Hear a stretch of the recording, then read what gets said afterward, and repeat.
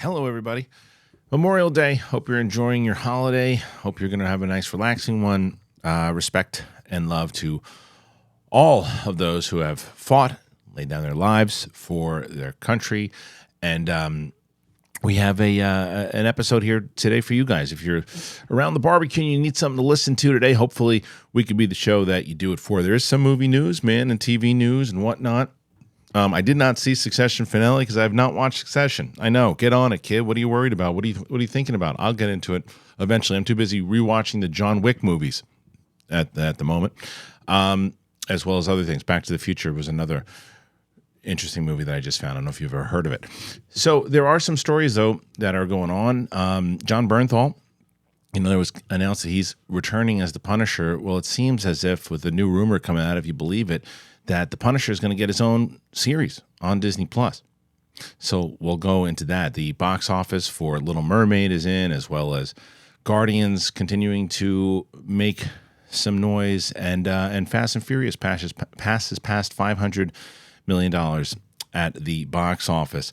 There's a few other stories that are out there about Mark Hamill. Was asking, he's out there promoting The Machine, and he's always asked about Star Wars. And he was asked about Luke Skywalker, a young Luke Skywalker series. Will it happen? Could it happen? His thoughts on that. Speaking of Star Wars, you got Temura Morrison, looks like, rumor again, set to return as Captain Rex in the Ashoka series. So there's quite a few stories, that and more, on today's episode of The Big Thing. We'll talk about that, get into it, and I think it's going to be a pretty fun conversation overall. And I hope that you guys have had a wonderful, wonderful week. I want to thank everybody, especially the brand new people who are here and that have found the channel and are finding the show. And I'm hoping you're enjoying it. And if you haven't, do me a favor and hit that button, man. Subscribe. Just a little. Maybe you're watching this on Spotify.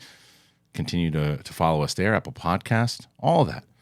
We're going to be in New York, June 23rd. We hope you get tickets.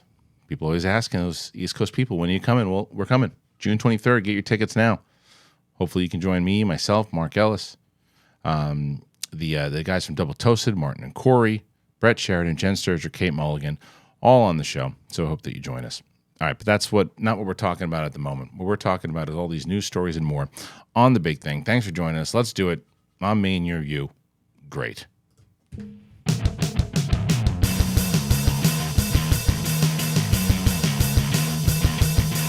What's going on, everybody? Thanks for joining me here today. I do. I hope you're having a wonderful day, wonderful week. We're going to have a good week here. We had a good week last week. I had Robert Meyer Burnett on the show. Jodie Sweden was on last week. And, obviously myself and Frank Janish came in to join Steph and myself on the episode. And I don't know. It was fun. We had a good time. And, of course, Capes and Cowls on Friday, and Roxy was with myself and Robert. It was a really good week. We had some good stuff, and this week's going to be pretty great, too. I should do this more, because when I did it last week, I love hearing the responses to whether people go, that's great, excited for that one, didn't know that was coming up, or don't do that.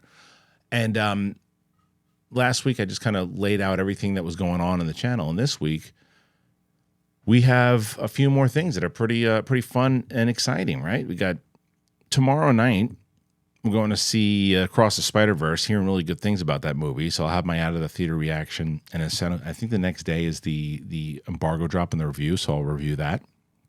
And those two things will be on the channel. Obviously, The Big Thing today, which you're watching. Wednesday, we will have an episode with myself and Steph. Most likely, Mike. Mike's been working a lot. That's why he hasn't been at Universal. He hasn't had the chance to be on the show as much. But if he's available, we'll have him on. I just don't know. Right now, it's Steph and myself. Thursday will be me, Brett, Roxy, and special guest Chris Carr making her debut. I've never met Chris before. Always kind of missed her on John's show, and John obviously made me aware of Chris Carr, and I missed her in Vegas.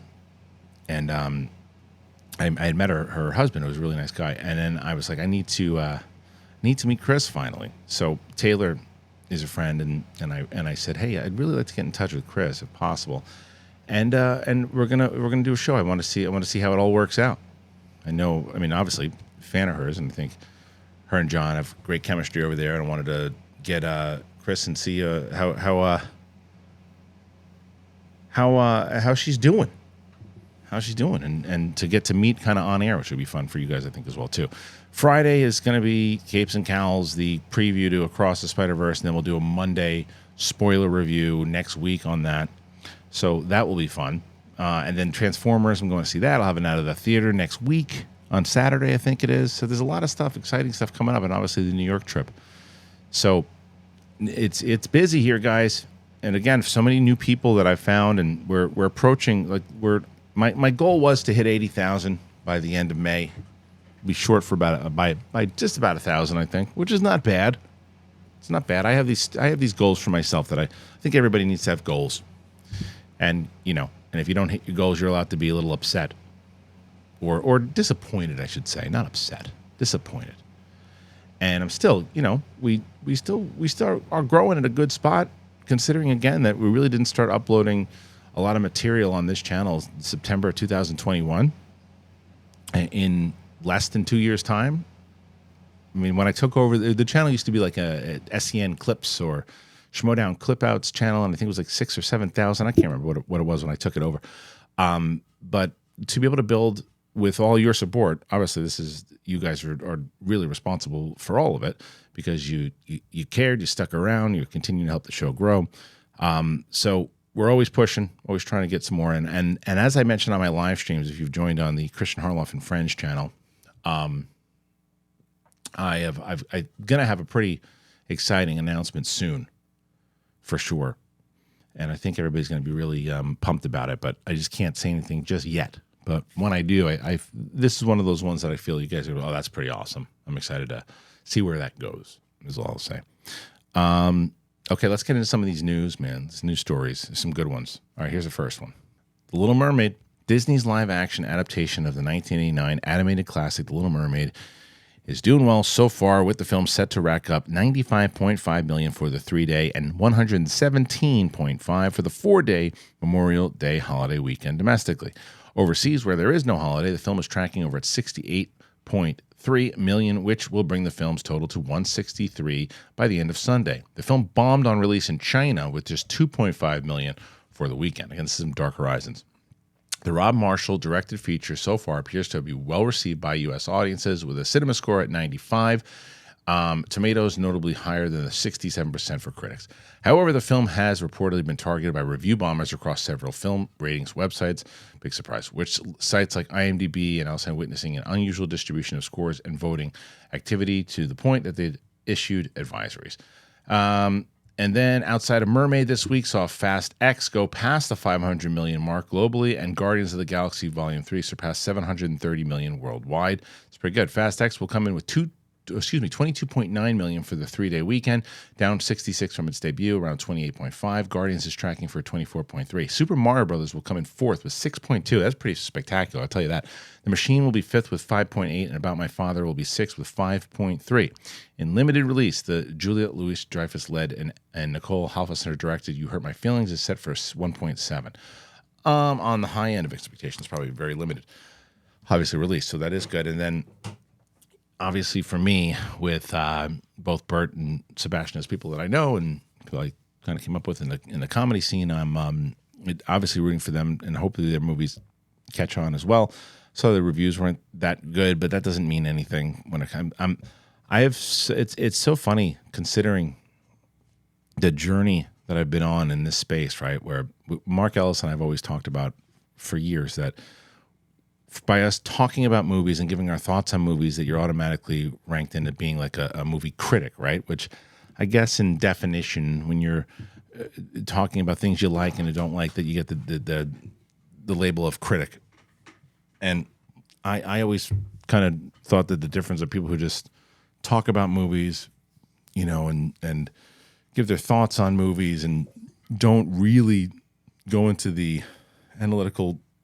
I always use William Bibiani as an example. I think that he is the pure definition of a movie critic, and when you read his stuff, you know why. It's like the press. Like I never pretend that I'm sitting going, okay, when I make my point about this movie, I want to make sure I hit this and what did that really do, and this and that, and the cinematography will remind me of this other movie to do it, and he's so detailed and he writes it all down.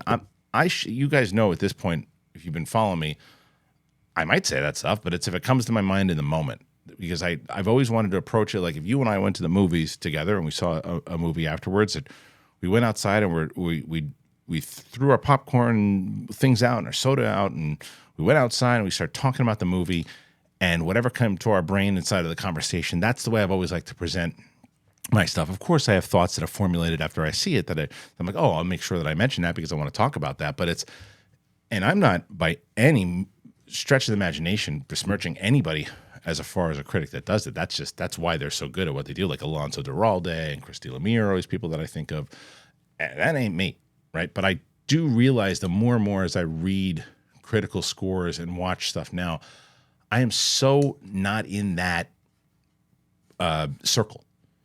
I love those people, by the way, and every time I go to the movies and to the screenings and see Alonso, I go up to talk to Alonso and Christy. Like they usually sit near each other. They're some of my favorite people in the world. I love them. I'm just not a movie critic, guys. I'm just not. Here you are, you critique them. I'm not. I give my thoughts the same way. If you think you're a movie critic, then then maybe we all are, right? But anyway, my point is, I'm just like a lot of the movies recently that critics are on the other side about. I'm like, I don't know what the hell they were watching, and if that's 67% for this movie, what that means in Rotten Tomatoes for people who don't know how Rotten Tomatoes works, right? Is that a movie? If it's like, I think it's 3 out of 5 is the score. So, and I always reiterate this. Some people know it, some people don't. But it's like, if you see a score, if there's like a 98% of a movie, right? And let's say that 40 critics saw it. Let's say 40 critics saw it. And all 40 of them thought it was just a little better. All 40 of them thought it was just a little better than a 3. All 40. But they thought it was okay. But not rotten, but they thought it was okay. But all 40 of them would have 100% on Rotten Tomatoes. So you would see it and go, oh my God, this movie's phenomenal. It's the best. This is the best movie ever. All 40 of those critics gave it a fresh review. It's 100%. This is amazing. So it's a little flawed in that aspect, right? So in the same argument, if everyone was like, I don't know, it's fine. It's not good enough for me. It's like just such an average movie. I can't get it to fresh, but I thought 2 point, as Mark and I would do, 2.8. It's just almost there. And 40 of those critics did the same thing. 0% on Rotten Tomatoes. This must be the worst movie ever. It's not what people are saying. It's just the way that mathematically the way it lines up. But I just find it hard to believe. 67% thought it was under a 3. Now I understand that the people that were out there going to see it. Now, to be fair, I thought it was going to be under 3 when I went and saw it. I didn't think it was going to be very good. I thought she looked good. I thought the movie looked terrible. I wound up liking the movie a lot. I thought it added a lot to it. And I thought she was fantastic. But even for those people who just thought maybe it was a little bit of it was not everything they wanted it to be, or it was one of the better ones, to go underneath a 3, I just don't understand the scoring system. I mean, I understand it. I just don't agree with the scoring system of Rotten Tomatoes, because it's just not an accurate representation of stuff. I think even like Fast and Furious. I think Fast X has something like 50 or 45 or whatever the hell it was. I mean, I could see giving that under a 3, but I thought it was a lot of fun. As far as a film goes, as far as having fun, I had fun with the damn thing. I really had fun with that one. But still, let me look at the overall box office on everybody and what they stand at right now again. All right, so Fast X is over 500, about 512 right now. It's so funny. I said it was up to a good start, and someone's like, off to a good start? What are you talking about? It's not off to a good start. It's underperforming. Made $512 million. Just because it doesn't, this weird thing now, of if a movie doesn't make $1 billion, it's a failure. That's not how it works. That's not how it works. Would every studio like to make $1 billion? Of course. Is it because the other movies, Fast, I don't think that Fast 9, or whatever the hell it was called, made $1 billion. But I know the previous 2 did. Well, it's a decline. So it means the franchise is in a decline. It still made $512 million, and it's not over. The run's not over. and summer movie season has really kind of begun. It's not like a massive, the biggest one ever, but it's not a failure. It's not disappointing. They made $512 million. There was reason if they wanted to do another one, which, by the way, brings me to something I wanted to talk about. That's a bummer. Dungeons and Dragons: Honor Among Thieves is one of the best movies I've seen so far, especially blockbuster this year. And I still, the Air is one of my favorites, but I think I was not expecting it. I didn't think it looked good. I thought it looked very cheesy. I've seen it twice, and I love it. I love it, and I'm so bummed it didn't do very well. And I think probably because of that reasoning, if I didn't have a screening for it, I probably would have waited to see it on whatever the hell I watched it on. What did I watch it on? Paramount Plus, whatever. Is that right? I think so. Who knows? Anyway, I would have waited, and I think that's what a lot of people did. And I would have been bummed about it because it's a good movie to watch in the theater. I really enjoy that movie, but the reports are that because it didn't do well enough, that it might not get a sequel. And that sucks because that's one of those movies. Now, granted, Dungeons and Dragons isn't necessarily a fresh, brand new IP, but it is an IP that's never been really successful, including, I guess, this one now too, which sucks because when you have all these Marvel movies and then DC's coming in with this run and Star Wars is coming back in 2025, and it's like those are always like the three big games in town, and you'll get Avatar that pops in there, and then you'll get a movie like Top Gun or another movie that pops in there that hits and runs and goes, and that's it. But it's always like the DC, Star Wars, and Marvel that are there to stay. And it's like, I wish there were a few more to give us more variety. And you're like, okay, maybe Dungeons and Dragons can start that, but nobody went to see it. Which, I shouldn't say nobody, but not enough to warrant a sequel, which sucks. But I don't know. What do you guys think about all this? What do you think about the box office? As far as Little Mermaid goes right now, Little Mermaid has made, opening weekend, 185, did terrible in China. 2 million or something like that. So it's not going to do very well there overall. So it'll probably crap out at like $400 without $400 million without the China box office for sure. Domestic 117, international about 70. So I think it'll do a little bit better next week. Don't really have anything until Transformers comes out, right? No, Spider-Man first, and that's next week, right? So once Spider-Man starts coming, that'll start chipping off of the Little Mermaid for sure. Different audiences, but still people are going to be choosing to go to see that one. Transformers, everybody says the new one's pretty good, and I think that one's going to eat it from the tracking and everything that's been going around, which sucks. If it's good, obviously, then it'll suck. And then Indy. Oh, Flash, and then Indy. So it's a big month in June. And then we have Secret Invasion. Secret Invasion? Secret Invasion. I always get them wrong. There's too many secrets. Secret Invasion comes out. That series comes out in June. And then August for Star Wars is Ahsoka. And speaking of Ahsoka, man, let's talk about this Temura Morrison thing. So this one's from comicbookmovie.com. Ahsoka will reportedly see the Book of Boba Fett, Temura Morrison playing a live-action Captain Rex. Temura Morrison played a live-action clone trooper in Obi-Wan Kenobi, but if a new rumor is to be believed, the actor will play perhaps the most famous member of that army in this August Ahsoka Rex. Cody has something to say about that, but I do think that Rex is probably the most famous. Temura Morrison recently shared his disappointment over the fact that Lucasfilm didn't bring him back for The Mandalorian Season 3 and seemed disgruntled about Din's prominent role in the Book of Boba Fett. Despite those remarks, it appears that the actor has returned to a galaxy far, far away to shoot a supporting role in this August Ahsoka. According to One Take News, Morrison will play Captain Rex in the Disney Plus series. It's unclear whether this soldier will appear in flashback or during the present day, but fans have hoped to see Rex in live action. While the actor portrayed clone troopers both in the prequel trilogy and in The Mandalorian and Obi-Wan Kenobi, this role will ask a lot more of him. It is voiced by D. Bradley Baker in the Clone Wars and Star Wars Rebels. Rex has his own storied history and is one of Ahsoka Tano's closest friends and allies. So, there's a lot here. First thing I want to mention is I think it was on,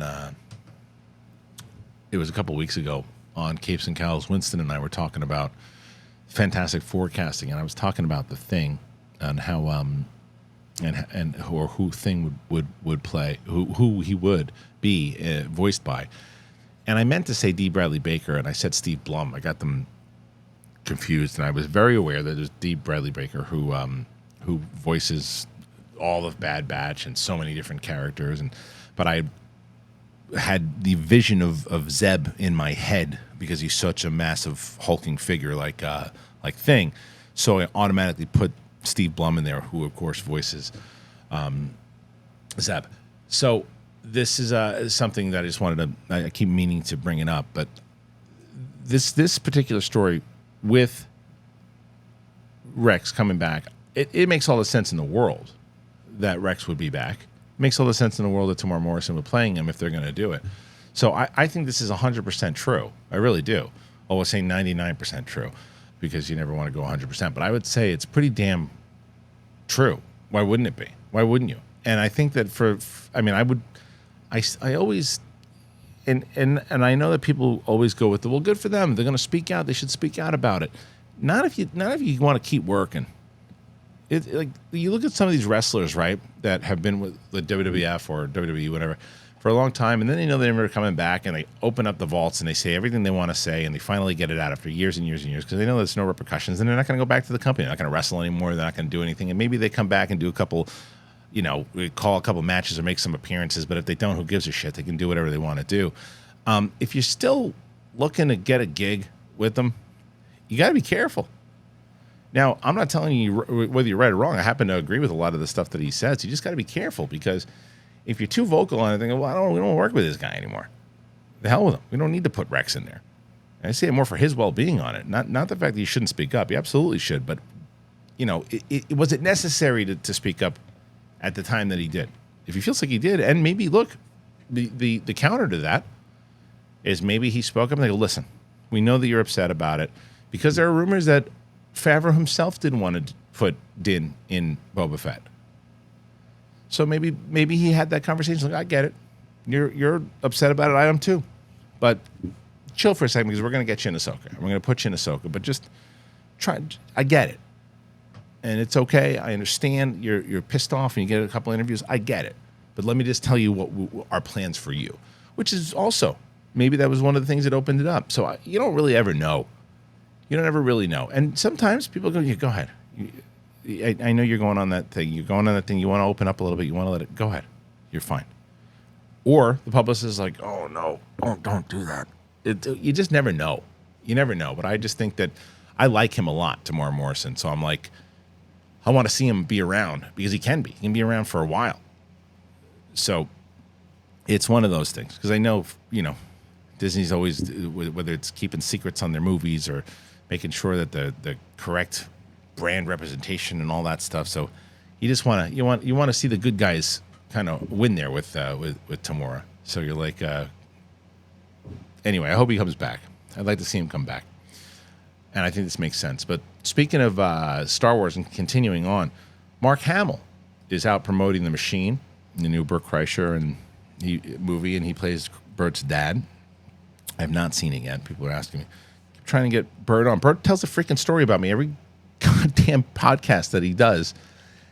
And he's doing everybody's podcast. Tell Bert, get his ass on this show. Come on, Bert. Show a little. Just announce. After Luke Skywalker's memorable appearance in The Mandalorian and Book of Boba Fett, the hope among fans is that Mark Hamill would reprise his role in a spinoff. The actor, however, is not so sure. Again, comic book movie. It's no secret that Mark Hamill was unhappy with director Rian Johnson's take on Luke Skywalker back in 2017's Last Jedi. The actor has since managed to find a measure of redemption on Disney Plus thanks to Favreau and Filoni. Reprising his role as a younger Luke in The Mandalorian Season 2, we got to see just how powerful the Jedi had become since defeating Vader and the Emperor. Later, the Book of Boba Fett had him meet Ahsoka Tano and briefly train Grogu before the child chose to return to Din. Groundbreaking new de-aging technology and AI-created voice helped create the younger Luke, though Hamill was on set to perform all his scenes alongside body double Graham Hamilton. Hamill says, "When I read The Last Jedi script, I said, okay, well, that's it for me. And you start that process of disengaging from something that's been part of your life." He said he was very impressed with The Mandalorian, and he said it's very unusual to see yourself like that because it can't be cheap. Then they asked him about closing the door on a spin-off series starring Hamill's younger self. Hamill went on to say, oh, now people keep saying you're going to be able to do a whole series of Luke post Return of the Jedi. And he said, I don't think so. First of all, they don't need to tell those stories. I don't agree with that. But if they do, they could get an age-appropriate actor. It sounds like Hamill is happy to pass the baton to a younger actor to play Luke, and his interest in filling in the gaps between Jedi and The Force Awakens now appears minimal. That's understandable. But surely we'll see the hero return in Dave Filoni's crossover movie, which is expected to adapt elements from Heir to the Empire.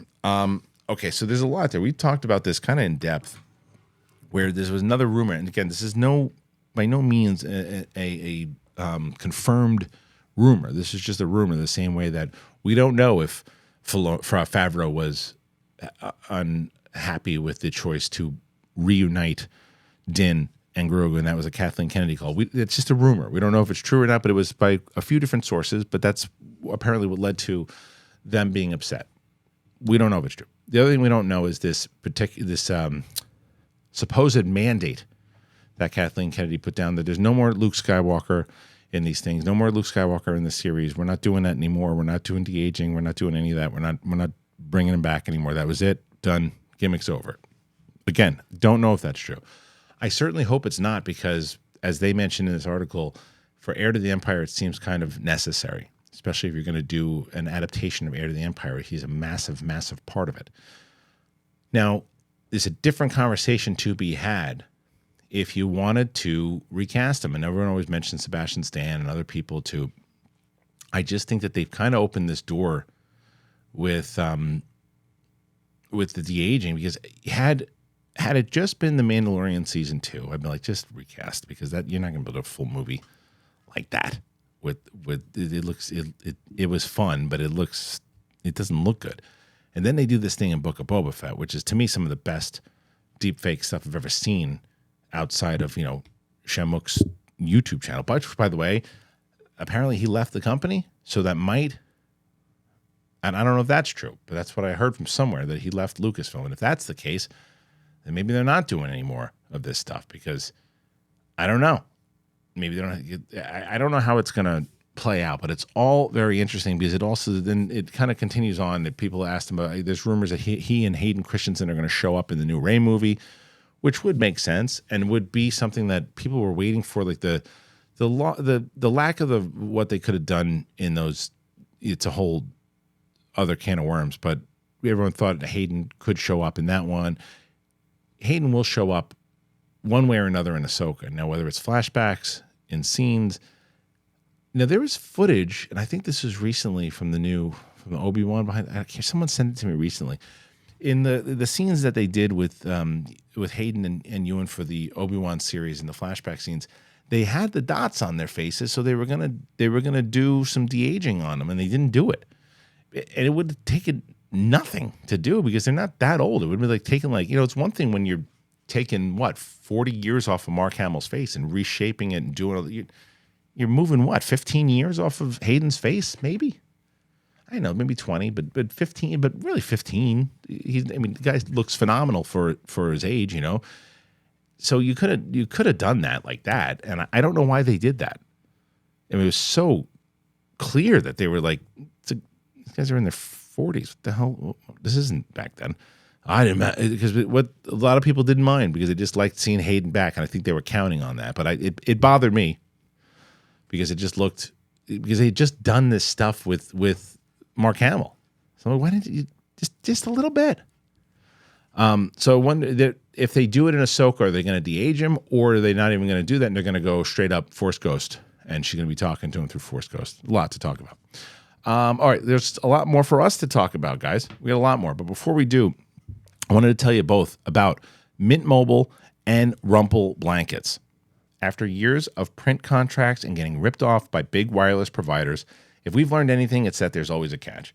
So I heard about Mint Mobile a long time ago, and when they said they offer the premium wireless starting, it's like $15 a month. I said, yeah, all right, what's the catch? But after talking to them and using their service, it makes sense. There is no catch. Mint Mobile's secret sauce is that they're the first company to sell wireless service online only. They cut out the cost of retail stores, and they pass those sweet savings directly on to you. Quality's amazing. It doesn't break up. I set it up for a separate line, and I'm so glad I did. It's so easy. So easy. And for anyone who just hates their phone bill in general, Mint Mobile offers premium wireless for just $15 a month. All plans come with unlimited talk and text and high-speed data delivering on the nation's largest 5G network. Use your phone with any Mint Mobile plan and keep your phone number along with all your existing contacts. Switch to Mint Mobile and get premium wireless service starting at just $15 a month. To get your new wireless plan for just $15 a month and get the plan shipped to your door for free, go to mintmobile.com/thing. Mintmobile.com/thing. Cut your wireless bill to $15 a month at mintmobile.com/thing. Rumple, rumple, rumple, rumple, rumple. I love Rumple. I love Rumple. I really do. I love Rumple. I've been telling you guys about Rumple, and you know I love Rumple because I talk about them all the damn time. It's on. They're amazing. They're so good, and it's such a great blanket for a lot of different reasons. Like, I don't need a blanket to go camping. Then don't get one for camping. Get one for being on the couch and snuggling up. They do everything. And what's so great about them is that they're made with durable, sustainable materials, and they're built to last. Rumple recycles over 5 million plastic water bottles a year. They are B Corp certified, climate neutral, and they donate 1% of all their sales to environmental causes. The original puffy blanket for them is their #1 bestseller, and they have over 1 million of them sold. But they have over 135 unique designs. There really is a blanket for everyone. They're not just for outdoors, as I mentioned. You can watch a movie with them, you can kick back in bed, or you can even bring them to the movie theater with you. Rumple also has a huge selection of indoor styles like their cozy hemp, their fleece, their Sherpa blankets made with responsibility sourced materials, super cozy and perfect to keep on hand in your living room or refresh your bedding. So listeners of mine, go to rumple.com/thebigthing and use that code thebigthing at checkout to get 10% off your first order. Rumple.com/thebigthing, code thebigthing. The link is in the description. All right, once again, thank you to Mint Mobile and to Rumple Blankets. I got a message the other day, a comment on YouTube. It was very kind. Someone said, "Hey, listen, I love what you're doing. Please don't change up the content.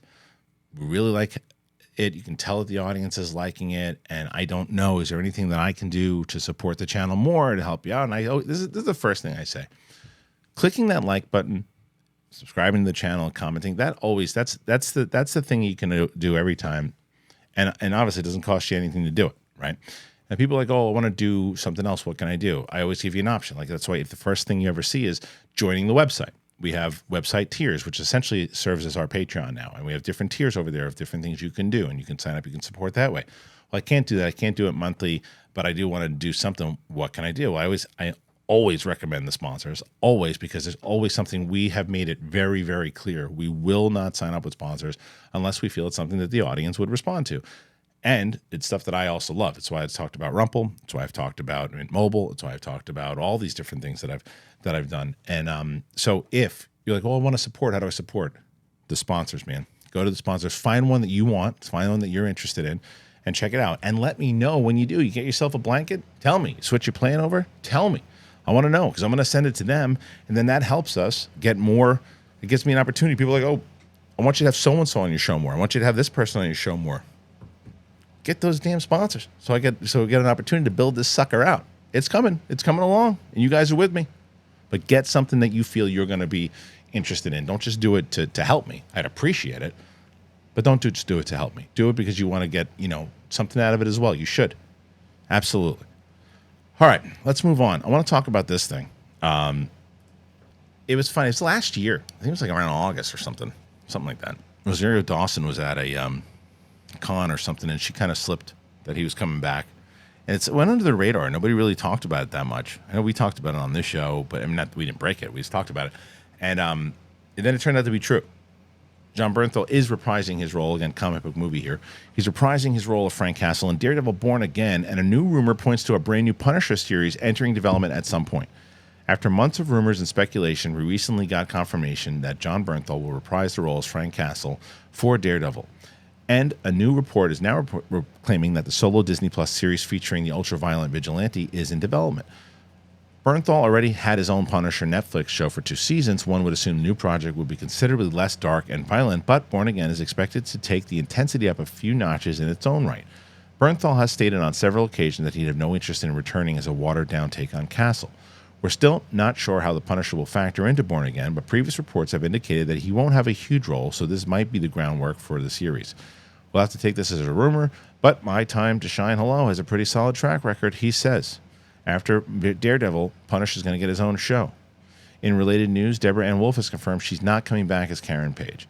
Okay, well, let's talk about, and I really like Deborah Ann Wolfe a lot. It's a bummer she's not coming back, but it's a different world. It's a different universe, it's variants and blah, blah, blah. I'm exhausted talking about it. Frank Castle coming back, John Bernthal coming back. You don't get John Bernthal coming back as the Punisher for a small role in Daredevil.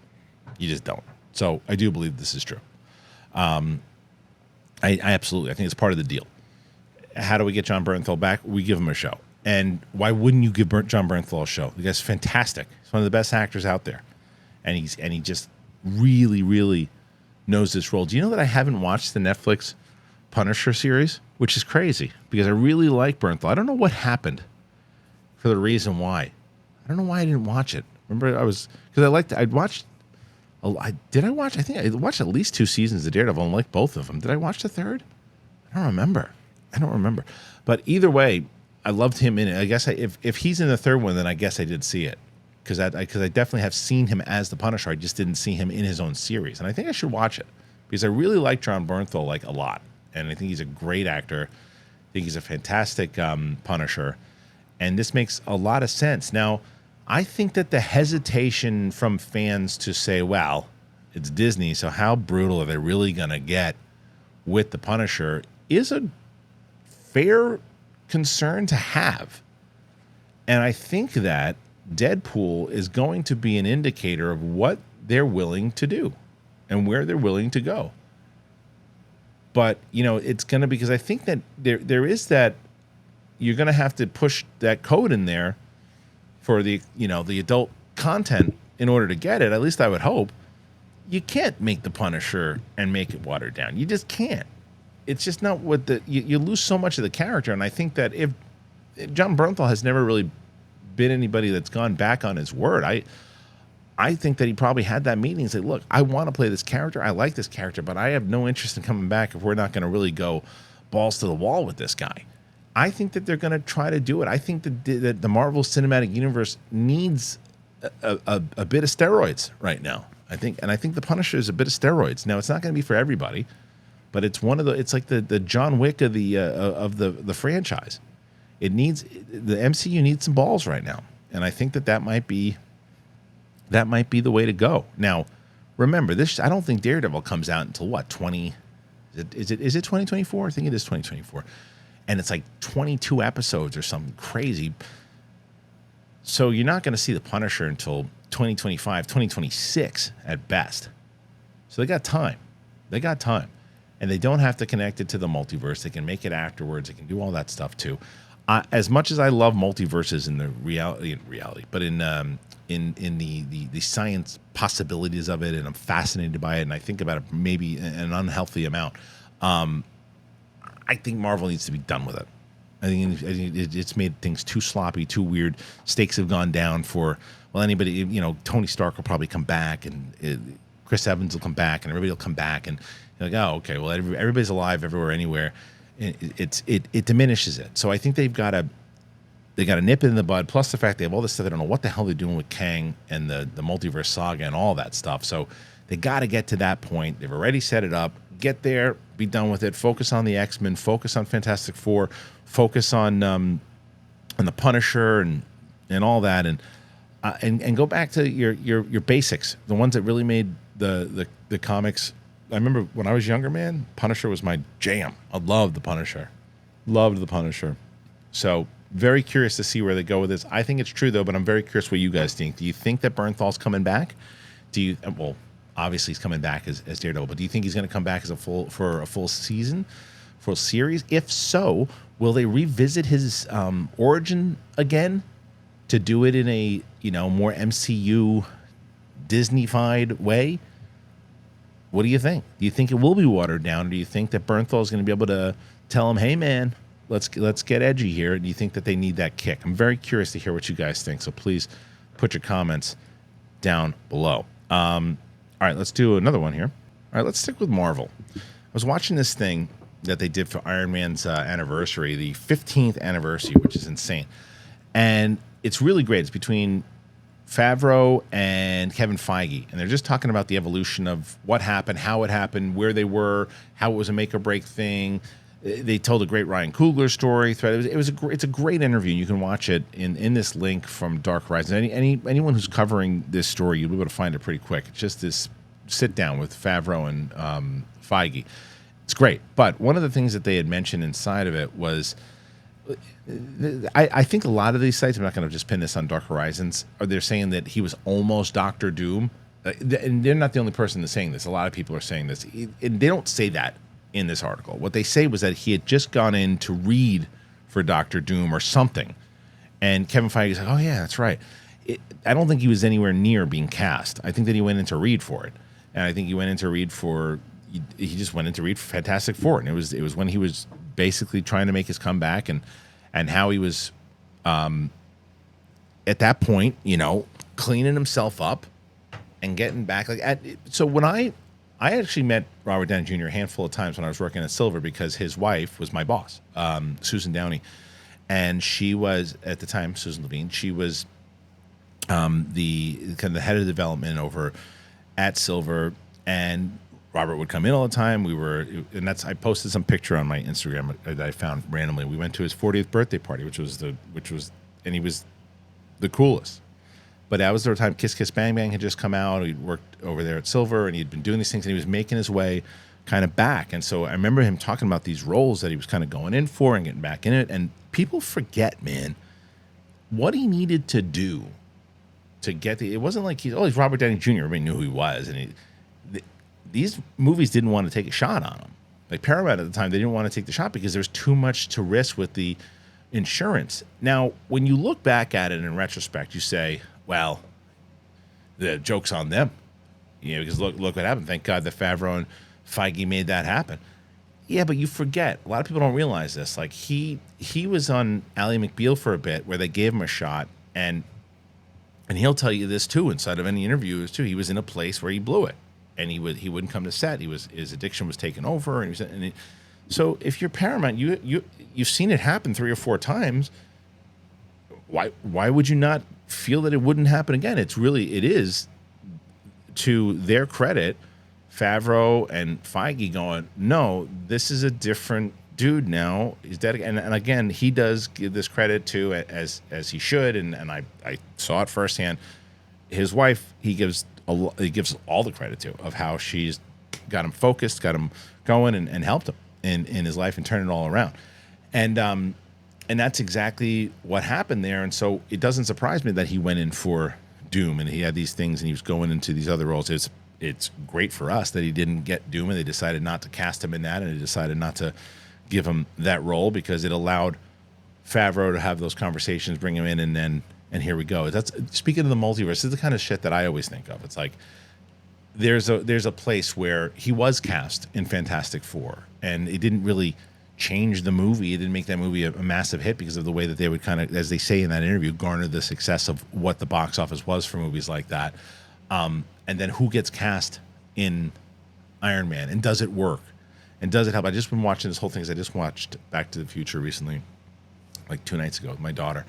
And I was watching it, and you always think about the Eric Stoltz of it all, right? And I went back and listened to some interviews, and I listened to some stuff, and it's like there's a world where Eric Stoltz, they filmed the majority of that movie. I was listening to an interview with Thomas Wilson, and he was talking about how they filmed like the majority of the film. It was like they got to a place where he was like, they were talking about, oh, what are you working on next? And that's how far along it was. And then they had it was between Gale and Zemeckis, and no, this isn't right. We got to cast this guy. We got to get Michael J. Fox. And the same type of thing, they didn't cast, obviously, with Iron Man. Like, Downey was the guy, but they had to fight for it. And so it's always interesting, and it is funny that, again, nothing against Dark Horizons. Most places were saying he was almost cast. He read for it. He went in and auditioned for it. They don't say, like, the Feige doesn't say, oh, yeah, he was one of the top choices. Feige even, like, forgot that he went in to read for it, it seemed like. But either way, would have been interesting. I'm still telling you, I'm crossing my fingers that there's I I want it to be. There's one of these moments when Roxy and I talked about it on the Batman casting for the new movie, The Batman, and we were asking on Collider Live. We were asking about who we thought could be a good Batman, and there were kind of rumors and people that I was like, I think Robert Pattinson can do it, and Roxy was like Robert Pattinson for sure, and we got crap from a lot of people, and fans and even Winston. Winston came in at that time and was like, there was a whole conversation. It was a very respectful, fun conversation, but it was a conversation, and he didn't agree. And I told him because people are judging off of that movie, right? They're judging off of Twilight when they should be judging off of Rover, Good Times, all of that. So I remember getting after the Batman came out, people going, yeah, you know what? That's one of those ones. I remember when you guys were talking about it, and I didn't think it would happen, but look, it worked out. And there's been tons where I've been completely wrong about a particular casting. It didn't happen, or it didn't work out. But I do think I want it to be one of these things where Henry Cavill is cast as Dr. Doom. Now I cannot, and I in a very as respectful as I can, it drives me crazy when people are like, the two things that drove me nuts were like, well, no, he should play Reed, or he should play one of the good guys. He just played a good guy for a while. And that's what the same thing when people are like, Adam Driver shouldn't play Reed Richards. He should play Dr. Doom. He just played a bad guy. Why do you want to see him play a bad guy again? It's like he just did that. It's like when he was just Kylo Ren. He's like iconic. It's like, oh, no, because they go automatically because it's a typecasting thing that people automatically do. No, he'd be a great bad guy. He just did that. Same thing with Henry Cavill was just the ultimate good guy forever. Make him the ultimate bad guy. And he's going to do and he's going to be pissed. Let him use that freaking anger that he's probably got right now with all the stuff that happened to him with Superman and put him as Doom. I'm telling you, the guy would be perfect as Doom. He's imposing. He can get that fire out of him, and I think he'd be perfect. And I think he'd be just such a great, as I always mention, Red Sox to the Yankees moment. That would be amazing. Anyway, had nothing to do with Downey as Dr. Doom, but just curious what you guys think overall. Do you think that would have been a better choice? I don't think anybody in the world would say yes. I'd rather, you know what they should have? He was a terrible Iron Man. I've never seen that. Never seen anybody say, I don't like his portrayal of Iron Man. Anyway, let's hear your thoughts. Before we move on, I do want to hear your thoughts on this. I'm going to tell you both about Green Chef and our friends over at Athletic Greens. You guys know how much I love Athletic Greens and Green Chef. Been really obsessed with them lately. Let me tell you why. Green Chef, baby. Green Chef is awesome. It makes eating well easy with plans to fit every lifestyle. Doesn't matter what your lifestyle is, man. You're just looking to eat more balanced meals. Green Chef offers a range of recipes to suit your preferences. You can fill up with Protein Packed. It's their newest collection of recipes fit for a high-protein dietary preference. You can choose from 3 weekly menu items, including at least 40 grams of protein per serving. You can choose from 50-plus weekly menu and market items with the option to mix and match meals from different dietary preferences in the same box. If you're craving more servings from a favorite recipe, you can double the portions in your weekly order just one click. It is the #1 meal kit for eating well with dinners that work for you, not the other way around. Green Chef has options for every single lifestyle. It does not matter. It's great. It's so good, and I love Green Chef because I've been getting, and you can turn different meals. I've been making like this stir fried for a bit since we started with Green Chef, and I lick my chops every time it's coming around. I know, I can make that stir fry. Green Chef, you're reducing your food waste by up to 23% versus grocery shopping. Welcome the spring season with delicious, easy-to-follow recipes that support your healthy lifestyle, and it tastes good too. Fact. Try balanced, crave-worthy meals fit for all dietary needs. Bring more flavor to your table this May with Green Chef's wholesome, elevated recipes. I take the chicken, put it in a stir fry. I love all the different, it's so good. Their chicken is no joke. You know what I love about Green Chef also is it gives you the ability to choose. You want all chicken, get all chicken. You want all beef, get all beef. Go to greenchef.com/thing60, but use that code thing60 and get 60% off plus free shipping. Again, greenchef.com/thing60. Use that code Thing 60 gets 60% off plus free shipping. Green Chef, man, the #1 meal kit for eating well. Our next partner is Athletic Greens. I take AG1 by Athletic Greens every day, and you know it's true. I've been telling you guys about it for, God, it's coming up on 2 years now, man, or a year and a half. I give AG1 a try because Brett kept telling me about it. He's like, this is really good. You got to try it, and I did, and I love it. And I was like, it's green, but it's delicious. It really is delicious. You'd be surprised. That's what I get from everybody. It's like, you're right. It tastes really good. And you can get better gut health. You can get increased energy, immune system support, all of it. And I'm not a vitamins guy. I didn't like taking a whole bunch of vitamins. Now I just take AG1. I put it in a water bottle. I shake it up. Done. And it just makes me feel ready to go. I'm approaching that day. I'm taking it, and I'm ready to live. I love it. I absolutely love it. It's part of my routine. It's delivered to me every month. It's been very easy. You make it a daily habit. With AG1, you take care of your body, and it's just that simple. So if you're looking for an easier way to take supplements, Athletic Greens is going to give you a free 1-year supply of vitamin D and 5 free travel packs with your first purchase. Go to athleticgreens.com/bigthing. athleticgreens.com/bigthing. Check it out. Tell me that you've checked it. That's the one. I see it all the time. Finally starting AG1 today. Finally starting it. Finally starting it. Love it, love it, love it. Tell me and tag them and tell them that you found them from us. Link in the description. Thank you to Athletic Greens and to Green Chef. I told you before, this is what I like to do. Find the peeps that you guys are going to like. And as I said, please tell me when you try them. Please tell me what you like. Please tell me if you're making a dish from Green Chef. Tell me, because I'll mention you. I'll tell you. I'll tell them people. Like, there's people like I had a guy who said, like, hey, started taking AG1 because you wouldn't shut up about it. You keep talking about Athletic Greens all the damn time. You wouldn't shut up about it. So I tried it, and I love it. And I've gotten that a lot. You wouldn't shut up about it because they're stuck around for a while. And that's the thing. As I told you, they stick around when you guys get them and you like them. I have not seen a lot of, well, I tried it and it sucks. I've tried this and I don't like it. I haven't seen that a lot for the stuff that we have. And that's across the board because we're trying to make decisions here on things that we think that you guys are going to like. All right, let's do a couple more and then we'll get the hell out of here. Now, let's talk about this one. Last of Us, 3rd season is not guaranteed. Dark Horizons, while the first season of HBO Last of Us adapted the main story of the first game, the show's producers have made it clear that it's going to take more than one season to adapt The Last of Us Part 2.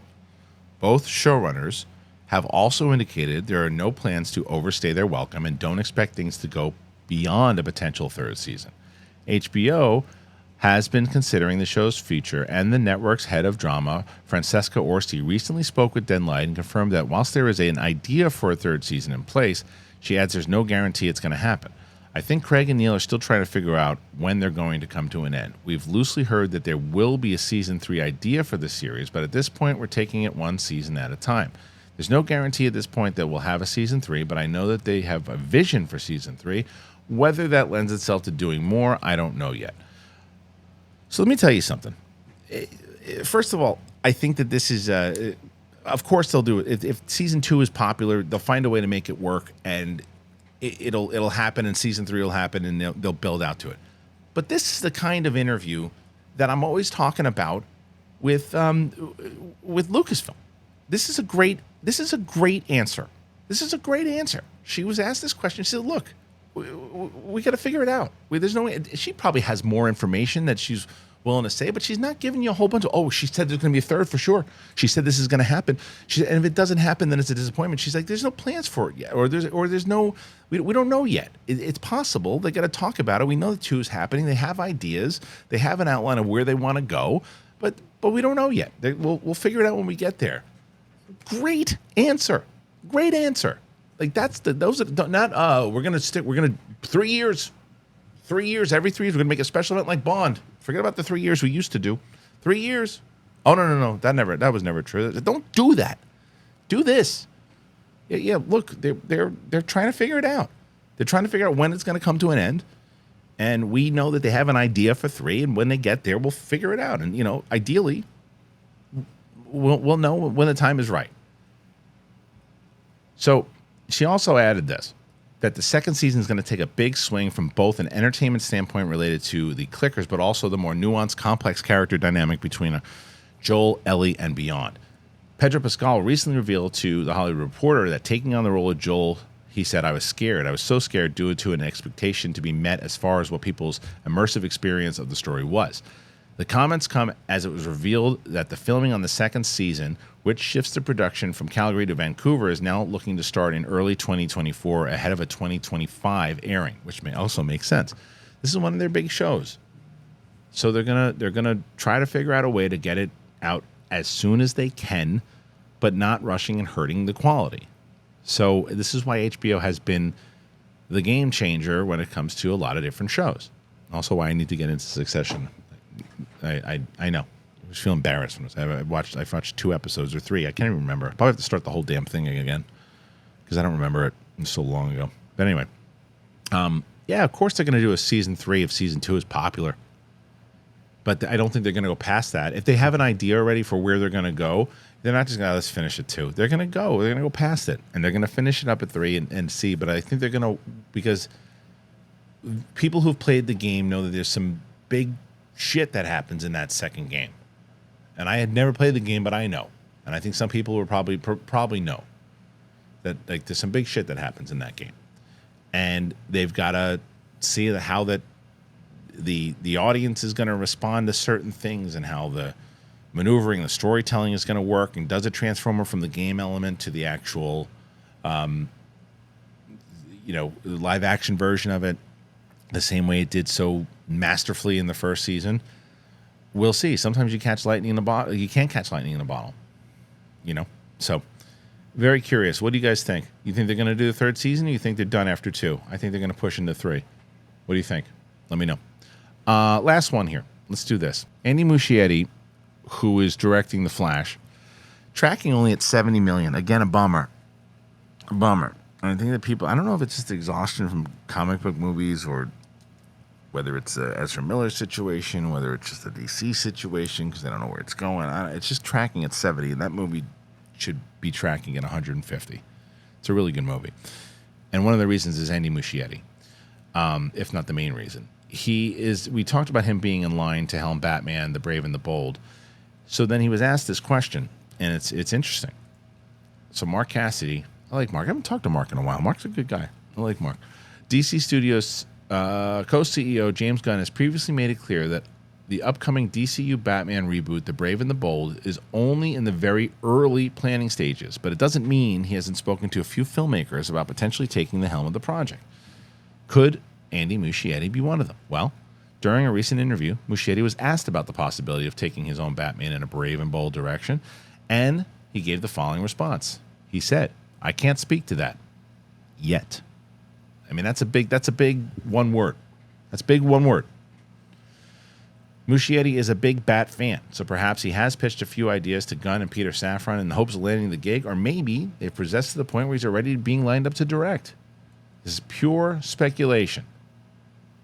Oh, this is actually in an actual... Listen, let me see if we can hear the actual video. Hold on. I want to ask you, you inherited 2 Batmen here, too. You've got Tim Burton's Batman, you've got Zack Snyder's Batman, and I'm curious, if you were to take your own Batman in a brave and bold direction, what would you want to put on? What kind of spin would you want to put on that character? Oh, that's... I don't think I can talk to that yet. Yet. I can't talk to that yet. So, and the interviewer pulled his interview stick away too fast. You had more there, buddy. You had a chance to get some more out of him. No, I'm just kidding. Anyway, this guy's doing Batman, Brave and Bold. James Gunn came out and said that it's one of the best comic book movies he's ever seen. Now, I don't agree with that. I think it's a really good movie, but I think it's... I say this as someone who really likes this movie a lot. I really do. I think this movie is overhyped by some of the people who said it's one of the best comic... I mean, this is not just people like Tom Cruise and James Gunn. I saw people inside of our space calling it the best comic book movie of all time. I think that's crazy. I think it's a really good movie. I think it's a really, really good movie, and I hope it does gangbusters, and I can't wait to see it again, because as I said last week when I saw the trailer again, it's like, I got to see this movie again. It's really, really good. I think it's one of DCEU's best comic book movie ever. No. You ever seen Dark Knight? Come on. You seen Superman 2? There's a lot. I mean, not a lot of people put Superman 2 in there, but I would. It's one of the movies I grew up on. But anyway, a lot of movies that you could argue for, but I don't know about that. Anyway, my point is that James Gunn tweeted that out, and James Gunn is excited about that. So if James Gunn is going to go and get hyped up about a movie, and then, oh, I need this guy to direct something that we got, and look what he just did with Batman, with Keaton and Affleck. He's in. He's in. He's probably already signed his deal. He's in. So don't be surprised when he says yet. Yet is Comic-Con. If the studios are still going to Comic-Con, that's one of the announcements. Superman cast, Brave and the Bold, Andy Muschietti directing it. Take it to the bank. Take it to the bank. So what do you guys think? Am I wrong? Let me know. All right, I think that's it for today. Pretty good episode. A lot to talk about. As I mentioned, we got a ton coming up. I really hope you're going to be there to see us, man, in New York. If you're in the East Coast and you're anywhere near it, it will be live streamed also. So you don't have to just be, you don't just have to be in New York to see it or anywhere near. But I hope that you do. I hope you come see us. I would love that. And if you haven't already subscribed to the channel, please do it. And we'll be around this week. So we hope you join us. I appreciate you. And we'll see you on the flip side, everybody. It's the big thing. It's me and you. What a blast we had today. Thank you.